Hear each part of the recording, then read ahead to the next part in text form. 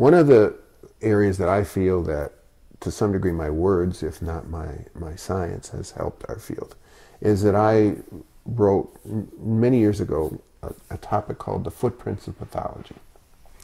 What does that mean to you? That's why I asked you to tell us about it, because I don't know. I think it's clues. The classic neurological exam, where they make you touch your nose and stand on one foot, is an effort to see a footprint, is an effort to see some area of improper function in the neurological system. And unfortunately, the classic neurological exam gets reduced to something that's not much better than a roadside sobriety test.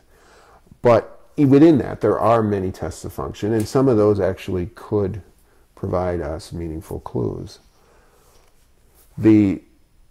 But the Footprints of Pathology is much broader than just what might be an abnormal sign from your neurological exam.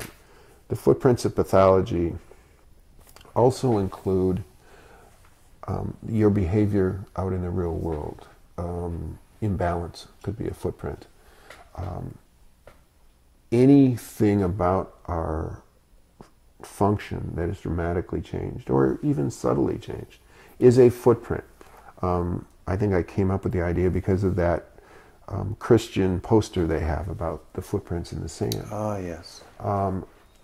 We cannot see the damaged neurons. We can't see the damaged neurological system without autopsy. What we can see is behavior. What we see is the footprints that damage is left behind. But if the footprints are the behavior, who is going to be able to talk about irritability, anxiety, balance issues even? The neurologist isn't going to come home with my client. Well, and that is the problem. To some degree, we have to bring those people to the neurologist. And I don't use the term neurologist. What we need is some type of brain injury professional who will be the diagnostician. Sometimes the best diagnostician is a neuropsychologist. It's not as true as it was 10 or 15 years ago. Sometimes the best diagnostician is the small town family doctor who sees that person and knew that person before and can see the dramatic change in them. But regardless of who that diagnostician is, we need to bring to the diagnostician evidence of those footprints. We need to tell the diagnostician, like you did with your child, you need to tell that diagnostician that memory is a problem, confusion is a problem, whatever the actual footprints are at that given time of what you believe to be brain damage. You need to make sure that the clinician who's doing this diagnosis has that information, because if they don't have that information, if they kick the collateral source out of the room when the important part of the exam is being done.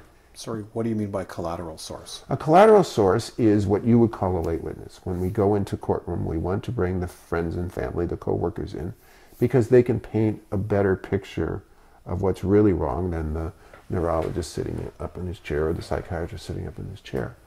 But if we're going to get that diagnosis to include the full depth of the disability, the clinician who's doing the diagnosis has to know what we know as lawyers. We have to be able to share with them the voices that we hear when we go talk to the lay witnesses, the voices that the jury will hear if we bring these people in. Those diagnosticians have got to know how dramatically the function has changed as a result of the injury.